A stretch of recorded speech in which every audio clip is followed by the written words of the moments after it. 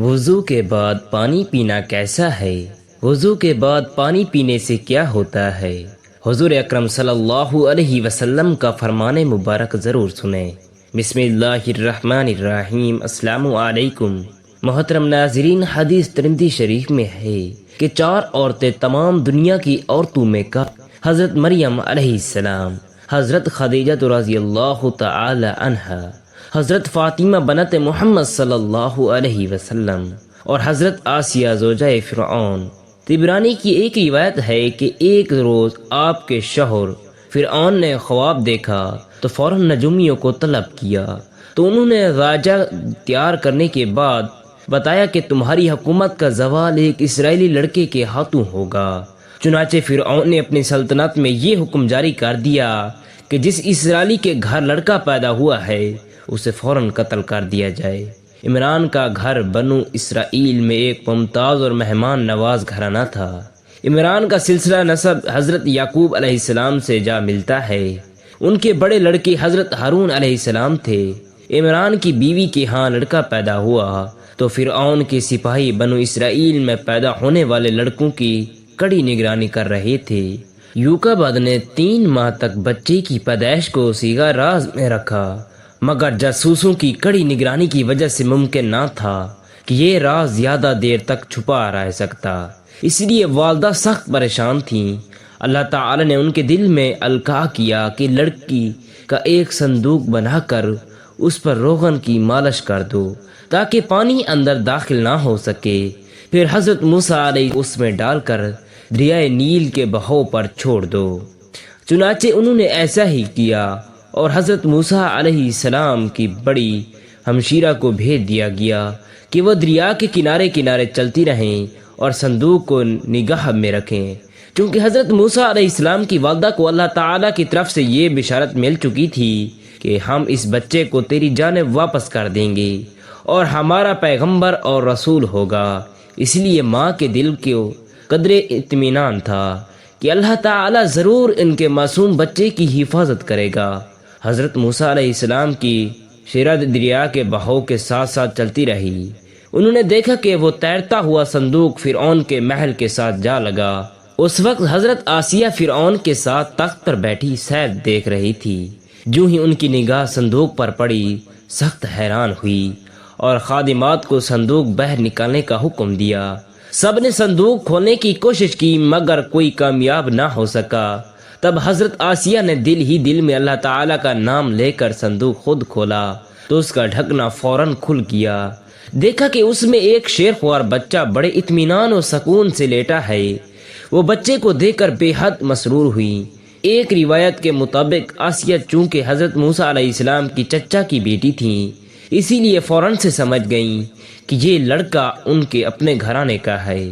محل کے لوگوں میں سے کسی نے غور سے دیکھنے کے بعد کہا کہ یہ ہمارے دشمن بنو اسرائیل کا لڑکا ہے، اسی لیے اسے فوراً قتل کر دینا چاہیے۔ خود فرعون نے بھی محسوس کیا کہ اسے قتل کر دینے ہی مناسب ہے، کہیں ایسا نہ ہو کہ یہی لڑکا اس کی حکومت کو برباد کرنے کا باعث بن جائے۔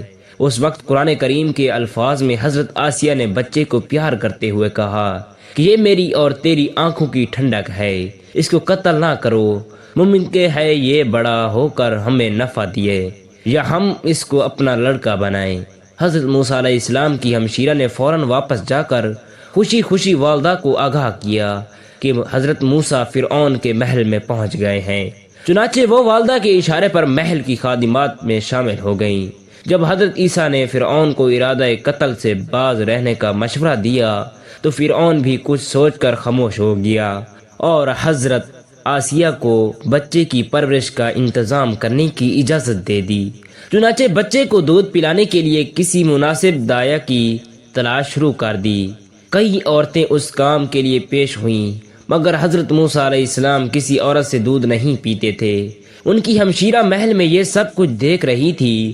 انہوں نے دانش مندی سے کام لیتے ہوئے فوراً یہ تجویز پیش کی کہ اگر اجازت دی جائے تو وہ بہت اچھی دایا پیش کر سکتی ہیں۔ سخت مجبوری تھی، شہی دایا اور دوسری عورتیں تھک ہار کر بیٹھ چکی تھیں، اسی لیے ان کی ہمشیرہ کو دایا لانے کا حکم دیا گیا۔ وہ فوراً باہر آئیں اور گھر سے اپنی والدہ کو ساتھ لے گئیں۔ ادھر اللہ تعالیٰ کی طرف سے ملنے والی بشارت پر والدہ نے بچے کو دریا میں ڈال دیا تو مگر غم اور اضطراب سے ان کا برا حال تھا۔ اس ماں کو مامتا نے سخت مجبور کر رکھا تھا، اسی لیے ایک مرتبہ انہوں نے یہ ارادہ کیا کہ اس راز کو محل میں جا کر افشا کر دے گی، مگر اللہ تعالیٰ نے ان کے دل کو سکون بخش دیا۔ خاندانی و زاداری کو نظر انداز کرتے ہوئے اپنی بیٹی کے ساتھ محل میں روانہ ہو گئیں۔ انتہائی پیار اور محبت سے اپنے بچھڑے ہوئے بچے کو گود میں لے لیا اور دودھ پلانے لگی تو حضرت موسیٰ علیہ السلام نے ان سے لپٹ لپٹ کر دودھ پینا شروع کر دیا۔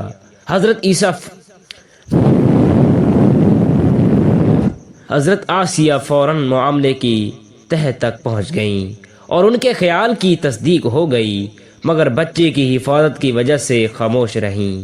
اس کے بعد ان کی والدہ کا یہ معمول ہوا کہ روزانہ دن میں 2 مرتبہ بچے کو دودھ پلانے محل جاتیں اور باقی وقت حضرت موسیٰ علیہ السلام حضرت آسیہ کے پاس کھیلتے رہتے۔ بچپن میں ایک مرتبہ حضرت موسیٰ فرعون کی آغوش میں بیٹھے کھیل رہے تھے۔ فرعون کی داڑھی ہیروں اور جواہرات سے مسرت تھی۔ حضرت موسیٰ علیہ السلام نے کھیلتے ہوئے فرعون کی داڑھی پکڑ کر کھینچ لی، جس سے موتیوں کے ساتھ چند بال بھی اکھڑ گئے۔ فرعون سخت طیش میں آیا، اسی وقت انہیں قتل کرنے کا ارادہ کر لیا۔ جب حضرت آسیہ نے شوہر کے اس ارادے کو دیکھا تو بڑی لجاجت سے کہا، اے معاف کر دیجئے، آخر معصوم بچہ ہے، اسے کیا معلوم کہ کھجور اور چنگاری میں کیا فرق ہے؟ یہ بادشاہ کے مرتبے اور احترام سے واقف نہیں، اسے قتل نہ کیجیے۔ مگر فرعون بھی ایک ضدی بادشاہ تھا، وہ پہلے ہی حضرت موسیٰ کو شبے کی نظر سے دیکھتا تھا۔ بیوی کی درخواست سن کر فوراً کہا، میں ابھی اس کا امتحان کرتا ہوں، اگر اس نے انگارے کو دیکھ کر ہاتھ کھینچ لیا تو ضرور قتل کر دوں گا۔ چنانچہ فرعون نے اس وقت کھجور کے چند دانے اور دہتی ہوئی آگ کے چند انگارے منگوا کر حضرت موسیٰ کے سامنے رکھ دیے۔ حضرت موسیٰ علیہ السلام موت اور زندگی کے دروازے پر کھڑے تھے اور چند سیکنڈ میں فیصلہ ہوا چاہتا تھا، مگر اللہ تعالیٰ کو حضرت موسیٰ علیہ السلام سے ایک بہت بڑا کام لینا مقصود تھا، پھر خود ان کی حفاظت کا ذمہ لیا تھا۔ حضرت آسیہ کا دل مارے خوف سے دھڑک رہا تھا اور دل ہی دل میں بچے کی سلامتی کے لیے اللہ تعالیٰ سے دعا کرتی جا رہی تھی۔ جب دونوں چیزیں حضرت موسیٰ کے سامنے آئیں تو حضرت موسیٰ علیہ السلام نے جلدی سے انگارہ اٹھا کر منہ میں رکھ لیا۔ خادمات نے اسی وقت ان سے انگارہ چھین لیا، مگر اس وقت سے حضرت موسیٰ علیہ السلام کی زبان پر داغ پڑ گیا اور زبان موٹی ہو گئی، جس سے قدرے جلن ہونے لگی۔ حضرت عیسیٰ نے 2 مرتبہ ان کی جان بچائی اور ہر مرتبہ اللہ تعالیٰ کے فضل و کرم سے ان کے شریک حال رہا۔ اس کے بعد حضرت موسیٰ علیہ السلام نے حضرت آسیہ کے پاس پرورش پائی اور ان کی مخصوص تربیت میں رہے۔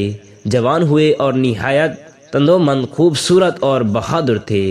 گفتار و کردار سے ایک ناسی قسم کا وقار نمایاں ہوتا اور ان کی ہر بات میں عظمت کی جھلک دکھائی دیتی۔ جب آپ علیہ السلام نے نبوت کا اعلان کیا تو سب سے پہلے ان کی صداقت اور خدا کی وحدانیت پر حضرت آسیہ ایمان لائیں، حالانکہ ان کا شوہر خود خدائی کا دعوے دار تھا۔ جب فرعون کو اطلاع ملی سب سے پہلے اس کی بیوی حضرت آسیہ ایمان لا چکی ہیں تو طیش و غضب سے دیوانہ ہو گیا۔ حضرت آسیہ کو گرفتار کر لیا گیا اور انہیں جیل میں اس قدر تکلیف دی گئی کہ ان کے بیان سے بدن کے رونگٹے کھڑے ہو جاتے ہیں، مگر آپ نے فرعون کے شدید اصرار کے باوجود راہ حق سے شرم و انحراف کو گوارا نہ کیا، بلکہ تمام دکھوں اور مصائب کو بڑی خندہ پیشانی اور ہمت و استقلال سے برداشت کیا۔ آخر جب فرعون کے تمام حربے ناکام ہو گئے اور اسے یقین ہو گیا کہ وہ نشہ نہیں جسے ترشی اتار دے اور اب آسیہ کو دنیا کی کوئی طاقت اس کے دین سے منحرف نہیں کر سکتی، تو اس نے ابترناک سزا دینے کا فیصلہ کر لیا تاکہ دوسرا کوئی شخص حضرت موسیٰ علیہ السلام کے دین پر لبیک کہنے کی جرات نہ کر سکے۔ بھلا خود اپنی پرتشدد کروانے والا شخص یہ کیسے گوارا کر سکتا تھا کہ اس کی اپنی محبوب بیوی کلی طور پر اس کی عظمت و جلالت کو تسلیم کرنے سے انکار کر دے اور اس کے سب سے بڑے دشمن کا دین اختیار کر لے۔ چنانچہ حکم دیا گیا کہ حضرت آسیہ کو کھولتے ہوئے تیل کے کڑھے میں زندہ ڈال کر تل دیا جائے، مگر وہاں تو اللہ تعالیٰ کی وحدانیت رگ و ریشہ میں سرایت کر چکی تھی اور زندگی کی محبت کہاں باقی رہتی۔ ہنسی خوشی اللہ تعالیٰ کی راہ میں جان دے کر حضرت آسیہ نے دنیا بھر کی عورتوں کو سر بلند کر دیا۔ ایک موقع پر حضرت علی رضی اللہ تعالی عنہ نے وضو فرمایا اور وضو کے بعد بچا پانی کھڑے کھڑے پی لیا، اور فرمایا کہ رسول اللہ صلی اللہ علیہ وسلم نے بھی ایسا ہی فرمایا تھا۔ حضرت صاحب بن یزید رضی اللہ تعالی عنہ سے روایت ہے کہ میری خالہ مجھے رسول اللہ صلی اللہ علیہ وسلم کے پاس لے کر گئیں۔ عرض کیا، یا رسول اللہ صلی اللہ علیہ وسلم، میرا بھانجا بڑی بیماری کی وجہ سے بے چین ہے۔ آپ نے میرے سر ہاتھ پھرا اور میرے لیے برکت کی دعا کی، پھر آپ نے وضو فرمایا اور میں نے آپ کے وضو سے بچا ہوا پانی پی لیا۔ حضرت ابو جحیفہ رضی اللہ تعالی عنہ کی روایت ہے کہ رسول اللہ صلی اللہ علیہ وسلم نے فرمایا، ایک دن دوپہر کے وقت ہمارے ہاں تشریف لائے، آپ کے پاس وضو کا پانی لایا گیا، آپ نے وضو فرمایا، پھر لوگ آپ کے وضو کا باقی مانندہ پانی پینے لگے اور بدن پر مرنے لگے۔ بطور نمونہ 3 روایات درج کی گئی ہیں، ان کے علاوہ بھی کئی روایات کتب حدیث میں مذکور ہیں۔ ان احادیث کی روشنی میں فقہائے کرام نے وضو کے بعد بچا ہوا پانی پینا وضو کے آداب میں لکھا ہے، چاہے کھڑے ہو کر پیے یا بیٹھ کر۔ جسم پر لگی ہوئی نجاست دھوئی جائے تو استعمال ہونے والا پانی بھی نجس ہو جاتا ہے، کیونکہ اس میں نجاست شامل ہو جاتی ہے۔ ایسا مائع مستعمل نجس ہے اور جہاں لگے اس جگہ کو بھی ناپاک کر دے گا۔ اگر اعضاء وضو پر کوئی زہری نجاست نہ لگی ہوئی ہو تو استعمال شدہ پانی طاہر پاک ہوتا ہے، البتہ مطہر نہیں ہوتا۔ اس پاک ہونے سے مراد یہ ہے کہ وہ کپڑوں یا جسم پر لگ جائے تو انہیں ناپاک نہیں کرتا۔ اس کا ہرگز یہ معنی نہیں ہے کہ طاہر ہونے کی وجہ سے یہ پانی پینے کے بھی لائق ہے۔ قرآن مجید میں اللہ تعالیٰ کا ارشاد ہے، اے لوگو، زمین کی چیزوں میں سے جو حلال اور پاکیزہ ہے کھاؤ اور شیطان کے راستوں پر نہ چلو، بے شک وہ تمہارا کھلا دشمن ہے۔ اللہ تعالیٰ سے دعا ہے کہ اللہ تعالیٰ ہمیں مرتے وقت کلمہ طیبہ پڑھنے کی توفیق عطا فرمائے، آمین۔ اگر آپ کو ویڈیو اچھی لگی ہے تو اس کو لائک کریں، شیئر کریں اور چینل کو سبسکرائب کرنا مت بھولیں، کیونکہ ہر نئی آنے والی ویڈیو کا نوٹیفیکیشن آپ کو ملتا رہے۔ دیجیے اجازت، اللہ حافظ۔